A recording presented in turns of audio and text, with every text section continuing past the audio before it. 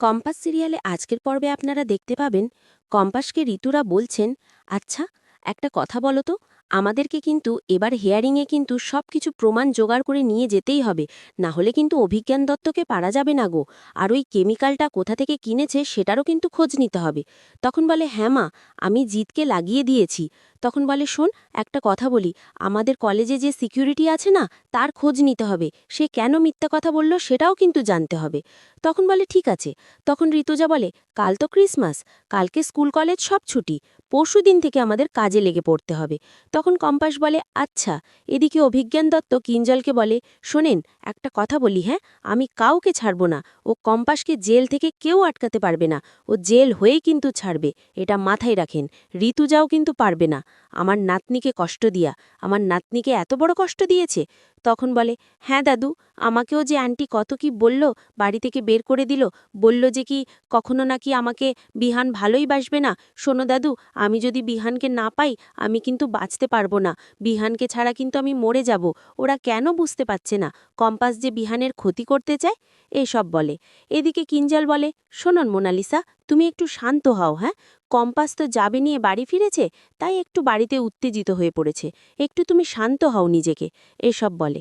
তখন অভিজ্ঞান দত্ত বলে, শোনো একটা কথা বলি, হ্যাঁ, ও কম্পাস তো যাবে নিয়ে বাড়ি ফিরেছে, বেশি দিন কিন্তু বাড়িতে টিকতে পারবে না, আমি কিন্তু তার ব্যবস্থা করে রাখছি, আমি সব প্ল্যান করে রেখেছি, ওকে এই সামনে হিয়ারিংয়ে কেউ পারবে না বাঁচাতে, এমনকি তোমার বৌদির ঋতুজাও কিন্তু পারবে না, কোনো শক্তি নাই ওকে ওই জামিন করে নিয়ে বাড়ি ফেরার, ওকে জেলে যেতেই হবে, আর ওকে জেলে পৌঁছে কিন্তু মরতে হবে, এটা মাথায় রাখো, এসব বলে। অন্যদিকে দেখা যায় যে জিত রাস্তায় দাঁড়িয়ে আছে, আর তখন কম্পাস আসে, আর তখন আসলে বলে, শোন, তোকে যেটা কাজ দিয়েছিলাম সেটা কি পেয়েছিস? সে কি আমি গেলে দোকানটা খুঁজে পেয়েছিস? তখন বলে, না গো, কোথাও খুঁজে পেলাম না, আমি তো সব দোকানে দেখলাম। তখন কম্পাস বলে, শোন, আমি কিন্তু পেয়েছি। তো কোথায়? তো একটা জায়গাতে ওই দোকানটা আছে, আমি খোঁজ পেয়েছি, দোকানটার নাম হচ্ছে দ্য এন্ড সানস। ওই দোকানে যাবি, আর তুই সব কিছু প্ল্যান করে কিন্তু করবি, ওরা কিন্তু সহজে তোকে বলবে না, কোনো প্রেসক্রিপশন ছাড়া ওই কেমিক্যাল পাওয়া যায় না গো, তাই তোকে ছকবাজি করে ওই দোকান থেকে কথা আদায় করতে হবে যে এই কদিনের মধ্যে কজন এখান থেকে কি নিয়ে গেছে, তাই তাছাড়া ওদের মুখ থেকে বের করতে পারবি না। তখন জিত বলে, কিন্তু ওদের মুখ থেকে বের করার জন্য আমি কি করব আর কিভাবে প্ল্যান করব? তখন কম্পাস বলে, শোন, আমি একটা প্ল্যান আছে তোকে বলে দিচ্ছি। তখন কম্পাস সেই প্ল্যানটা বলে দেয়, বলার পরে বলে, শোন, আমার আর কয়েকটা বন্ধুকেও নিয়ে নিবি, হ্যাঁ, ওদের যদি কাজ না থাকে। শোন একটা কথা বলি, এই প্রতি বছর বিহার ছিল সবাইকে সান্টা যে গিফট দিত, এবার তো পারবে না, তাই ভাবছি আমি সবারই মুখে একটু হাসি ফোটাবো ওর হয়ে। তখন জিত বলে, কেন, আমাকে কিছু কাজে লাগতে পারে তো? তখন বলে, তুই তো আমার কাজে লাগছি, সেটা তুই শুধু ওই কেমিক্যালটা কোন দোকান থেকে কিনে নিছে সেটা খোঁজ দে। এদিকে অখিলেশ অভিজ্ঞানকে ফোন করে আর বলে, শুনুন, এই সামনে হিয়ারিংয়ে কিন্তু এমনভাবে কাজ করবেন আপনি যাতে কম্পাস জেল থেকে বাড়ি ফিরে না আসতে পারে, এটা কিন্তু আপনি মাথায় ঢুকিয়ে নিন। তখন বলে, হ্যাঁ, আমার সব কিছু প্ল্যান করা হয়ে গেছে, আপনি এখন চিন্তা করবেন না গো, ও ঋতুজার মতো আচারটে উকিল আসলেও কিন্তু আমাকে পারবে না, আমার সব প্ল্যান করা হয়ে গেছে। আর শুনুন, আমি যেখান থেকে কেমিক্যালটা কিনেছি সেখানে যদি কম্পাস খোঁজও পেয়ে যায়, সেখানে গেলেও কিন্তু কোনো প্রমাণ পাবে না, আমি কোনো প্রমাণ রেখে আসিনি, আমি প্রমাণ ছাড়াই কিন্তু সব কাজ করছি, এবার আপনি এটা মাথায় রাখবেন। আর ওর বিরুদ্ধে আমি সব প্রমাণ কিন্তু পেয়ে গেছি যে ও কেমিক্যালটা নিয়ে এসেছিল আর সেখানকে রেখেছিল।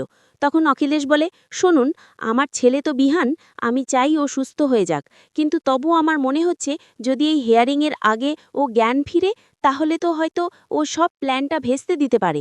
তখন অভিজ্ঞান বলে, শোনেন, আমি এমনভাবে বিহানকে অসুস্থ করে রেখেছি না, ও কিছুতেই পারবে না সুস্থ করে তুলতে। তখন অখিলেশ অবাক।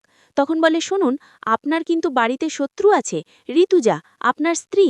তখন অখিলেশ বলে, আমি ঠিক করে নিয়েছি, ঋতুজাকে আমি আর বাড়িতে আনবো না, বাড়ি থেকে বের করে দেব। তখন বলে, আর আমার নাতনি জুতেচা যদি না থাকে, তাহলে তো বিহান মা বলতে অজ্ঞান, তাহলে আপনার নাতনির সঙ্গে কি করে বিয়ে দিব? সব কিছু ব্যবস্থা করে দিব, চিন্তা করবেন না। এদিকে রশ্মিকা আর ওর দিদিভাই বসে থাকে আর বলে, প্রত্যেক বছর আমাদেরকে সান্তা এসে ছোদা ভাই কত গিফট দেয়, কিন্তু এবছর দিলই না। তখন ওর বড় দাদা ভাই আসে, বলে শোন, এ বাড়িতে আর কোনো অনুষ্ঠান হবে না, তোর কি মনে হয় এত কিছু করার পর অনুষ্ঠান করতে চাস তোরা? এসব বলে। এদিকে মাহিনার বলে, শোনো, মোনালিসা কিন্তু আসবে বলেছে, সান্তা এসে, আর বিহানের হয়ে সবাইকে গিফটও দিবে, অনেক অনেক গিফট। ঠিক তখনই সেখানে কম্পাস ঢুকে পড়ে সান্টা সেজে, আর তখন সবাইকে একটা একটা করে গিফট দিতে থাকে। এদিকে মোনালিসাও গাড়ি থেকে নামে সান্তা আসার জন্য। ঠিক তখনই একটা ভিক্ষুক এসে ওর গিফটগুলো আর দাড়ি ছিঁড়ে নিয়ে পালিয়ে যায়। আর ঠিক তখনই মোনালিসাকে ফোন করে মাহি, আর বলে, মনাদি তুমি কোথায়? আর বলো না গো, আমি যে গাড়ি থেকে নামবো অমনি একটা লোক এসে আমার গিফটগুলোকে নিয়ে পালিয়ে গেল। তখন মাহি বলে, আর এদিকে কম্পাস চলে এসেছে অলরেডি, সান্টা এসে, আর সবাইকে গিফট দিচ্ছে। তখন মনা বলে, কি বলছো তুমি? তো হ্যাঁ, তোমার তো আসতে পারলে না, তো না গো, পারলাম না। তখন কম্পাস সবাইকে একটা একটা করে গিফট দেয়, রাশ্মিকাকে, ওর দিদি ভাইকে, তারপরে যায় মায়ের কাছে আর বলে, তোমার ছোটদা ভাই ভালো থাকলে তো তোমাদেরকে এই দিনে গিফট দিত, তাই আমি তোমার ছোটদা ভাইয়ের হয়ে দিচ্ছি, নাও মাই। তোমার মাই গিফটটা নেয়, তারপরে অঙ্ক গিফটটা দেয়, আর দেয়া হয়ে গেলে ওর দাদা ভাইয়ের কাছে যায় আর বলে, দাদা ভাই তুমি তুমি রাগ করেছো? তুমি বলো, তোমার ভাই যদি সুস্থ থাকতো, উঠে বসতে পারতো, তাহলে কি সবাইকে নিয়ে আনন্দ করতো না? তা আমি তোমার ভাইয়ের হয়ে এই কাজটা করেছি। তোমার ভাই যদি জানতে পারে তোমার ভাইয়ের জন্য তোমরা সবাই মন খারাপ করে বসে আছো, কেউ আনন্দ করছো না, তাহলে ভালো লাগবে বলো? তাই তো আমি এগুলো করেছি। আমি কি কোনো ভুল করেছি? তখন দাদাভাই বলে, তুমি একদম ঠিক কথা বলেছো গো, আই অ্যাম সরি, আমি বুঝতে পারিনি। এই কথাগুলো মনে করে দেওয়ার জন্য তোমাকে থ্যাংক ইউ, আমাদের সবাইকে। আর তখন রাশ্মিকা আর মেঘ মেলা তখন ওখানে হাসাহাসি করে, আর তখন বলে, এই গিফটটা তোমার জন্য, তোমার ভাই তো তোমাকে প্রতি বছরই দিত, তাই এবার আমি দিলাম, বলে গিফটটা দেয়। তখন রাশ্মিকা কম্পাসকে বলে, আচ্ছা তুমি ছোট ভাইকে গিফট দিবে না?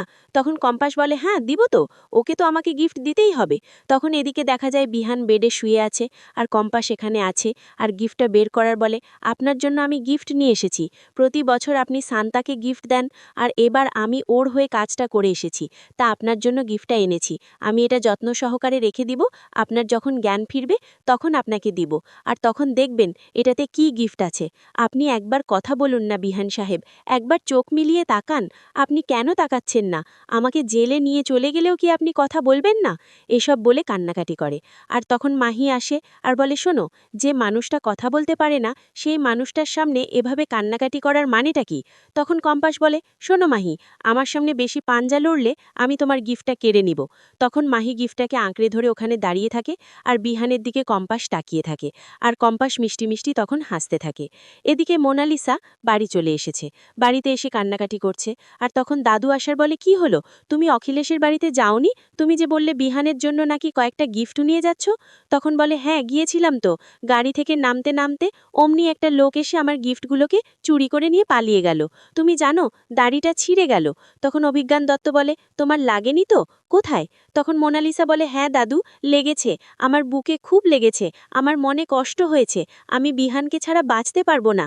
তখন বলে, তোমারই থাকবে বিহান, তুমি চিন্তা করো না। এদিকে কম্পাসের মায়ের কাছে আসে, আর তখন মাকে বলে, মা বলো তো, এই শান্তাটা কে? এই শান্তা সেজে কে এসেছে বলো? তখনও বলে কম্পাস।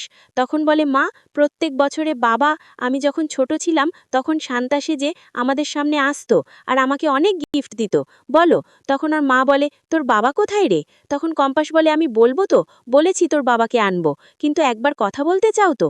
হ্যাঁ দাঁড়াও, কারুর সাথে কথা বলার জায়গা নেই, কিন্তু তোমাকে চুপ করে কথা বলায়, বলে দরজাটা লাগিয়ে দিয়েছে। কম্পাস ফোন করে ওর বাবাকে, আর ওর বাবা বলে, কম্পাস তুই ভিডিও কল করেছিস কেন? ফোনটা ধরে আর দেখে যে কি ওর মায়ের সঙ্গে কথা বলাচ্ছে। আর তখন ওর মা কথা বলতে থাকে। তখন কম্পাসের মা ওর বাবাকে দেখতে পায়, আর ওর বাবাকে জিজ্ঞাসা করে, তুমি ভালো আছো? তখন কম্পাস বলে, বাবা, মা তোমাকে জিজ্ঞাসা করছি তুমি কবে বাড়ি ফিরে আসবে, আর ভালো আছো কি না? তখন বলে, আমি খুব তাড়াতাড়ি বাড়ি ফিরে আসব। তখন বলে, আচ্ছা বাবা, তুমি ভালো আছো তো? তো হ্যাঁ ভালো আছি। তখন বলে, তুই তো বললি না সেদিন তোর মায়ের কি হয়েছিল? কি হয়েছিল তোর মা, আমাকে একটু খুলে বল না। তখন কম্পাসও কথাগুলো বলতে পারে না। তো আজকের পর্বটা কেমন হয়েছে? যদি ভালো লাগে তাহলে কমেন্ট, শেয়ার, সাবস্ক্রাইব করবেন, আর ফেসবুক থেকে দেখলে ফলো করবেন। আর কোন কোন চ্যানেলের আপডেট পেতে চান আমাকে বলবেন। আমি যদি কোনো ভুল ত্রুটি বলে থাকি আমাকে ক্ষমা করবেন।